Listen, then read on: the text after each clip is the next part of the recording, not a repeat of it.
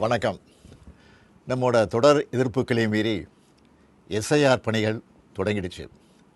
மக்கள் நிறைய பேருக்கு எஸ்ஐஆர் பற்றி இன்னமும் முழுசாக தெரியல.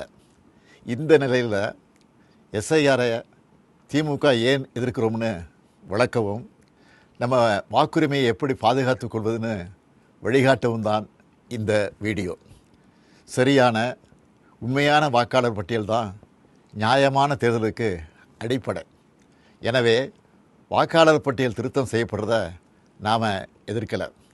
ஆனால் போதுமான கால அவகாசம் தராமல் எலெக்ஷனுக்கு சில மாதங்களே இருக்கிற நிலையில் இதை அவசரமாக செய்கிறது சரியாக இருக்காது என்பது தான் நம்முடைய நிலைப்பாடு.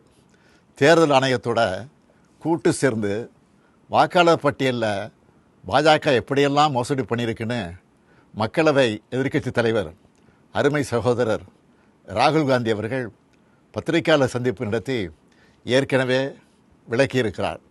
மாண்புமிகு கேரள மாநிலத்தினுடைய முதலமைச்சர் பினராயி விஜயன் அவர்களும் மாண்புமிகு மேற்கு வங்கத்தினுடைய முதலமைச்சர் மமதா அவர்களும் கூட இந்த எஸ்ஐஆரை தீவிரமாக எதிர்க்கிறாங்க. நாமளும் எஸ்ஐஆர் அறிவித்தப்பவே இது சதின்னு உணர்ந்து எதிர்த்தோம். கூட்டணி கட்சிகளோட கலந்து பேசணும். அனைத்து கட்சி கூட்டம் கூட்டி தீர்மானம் போட்டோம். உச்சநீதிமன்றத்தில் வழக்கு போட்டிருக்கிறோம்.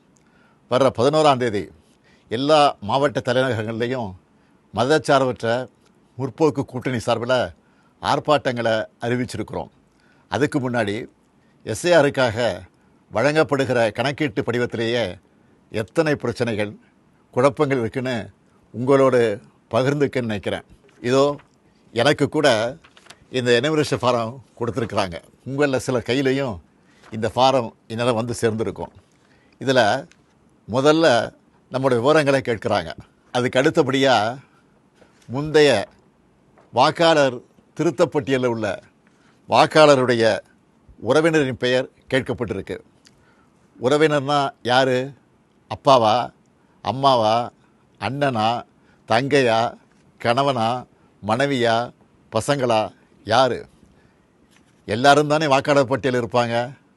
இதில் ஏதாவது தெளிவு இருக்கா? வாக்காளருடைய உறவினர் பெயர்னு சொல்லப்பட்டிருக்கக்கூடிய இடத்துல முதல்ல பெயரும் பிறகு வாக்காளரின் புகைப்பட அடையாள அட்டை எண் என்றும் கேட்கப்பட்டிருக்கு. மூன்றாவதாக மீண்டும் உறவினர் பெயர்னு கேட்கப்பட்டிருக்கு. முதல்ல யார் பேரை எழுதணும்?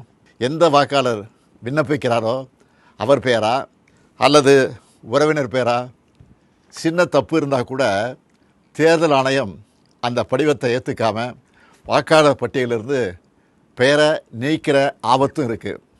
நினச்சி பார்க்கவே அச்சமாக இருக்குது. நல்லா படித்து அறிவார்ந்த பெரும் பொறுப்புகள் இருக்கக்கூடியவங்க கூட இந்த கணக்கீட்டு படிவத்தை பார்த்தா அவங்களுக்கு தலை சுற்றிடும். இந்த படிவத்தில் வாக்காளரோட புகைப்படத்தை அச்சிட்டு தற்போதைய புகைப்படத்தை ஒட்டணும்னு சொல்லப்பட்டிருக்கு. ஆனால் மாநில தேர்தல் ஆணைய அதிகாரி என்ன சொல்லுகிறார்?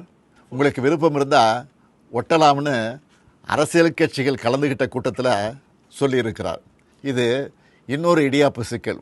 ஒருவேளை ஃபோட்டோ ஒட்டலைன்னா என்ன நடக்கும்? வாக்குரிமை பறிக்கப்படுமா படாதா?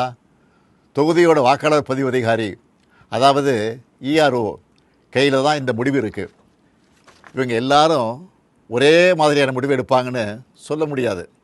இப்படி முதல் கோணல் முற்றிலும் கோணல் என்ற கதையாக எல்லா இடத்துலையும் குழப்பம்தான். இந்த நிலையில் எதிர்க்கட்சிகளை சேர்ந்த சில அதிமேதாவிகள் இந்த எஸ்ஐஆர் பணியை நடைமுறைப்படுத்துவது மாநில அரசின் பணியாளர்கள் தான், அப்புறம் ஏன் திமுக எதிர்க்கணும்னு புரிதலற்ற உண்மைக்கு புறமான விவரங்களை வச்சு பேசுகிறாங்க.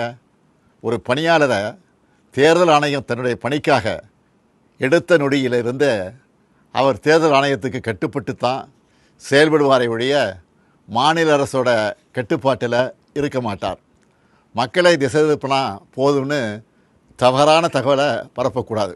என்னத்தையாவது பொய்ய சொல்லி எஸ்ஐஆரை எப்படியாவது நடத்திடலாமா, ஏழை எளிய மக்களுடைய வாக்குரிமையை நீக்கிடலாமான்னு எதிர்க்கட்சிகள் நினைப்பது வேதனைக்குரியது. எஸ்ஐஆர் தொடங்க நாளிலிருந்து களத்தில் இருக்கக்கூடிய நம்முடைய கழகத்தினரும் நிறைய பிரச்சனைகளை நம்ம கவனத்துக்கு கொண்டு வந்துட்டுருக்காங்க. பிஎல்ஓக்கள் வர்றதில்லை, வந்தாலும் போதிய அளவு கணக்கீட்டு படிவங்களை கொண்டு வர்றதில்ல. ஒரு நாளைக்கு 30 படிவங்களுக்கு மேலே தர்றதில்ல. இந்த லட்சணத்தில் ஒரு தொகுதியோட இஆர்ஓ 3 லட்சத்துக்கு மேற்பட்ட கணக்கீட்டு படிவங்களை இத்தனை குறுகிய கால அவகாசத்தில் எப்படி கொடுத்து வாங்குவாங்க?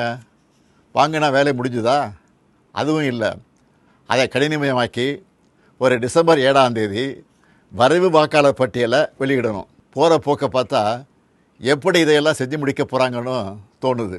திராவிட முன்னேற்றக் கழகமும் கூட்டணி கட்சிகளும் தொடர்ந்து சொல்லிட்டு வர்றது போல் அதிக அளவிலான வாக்காளர்கள் நீக்கப்படுவாங்க நச்சம் இதன் மூலம் உறுதியாகுது.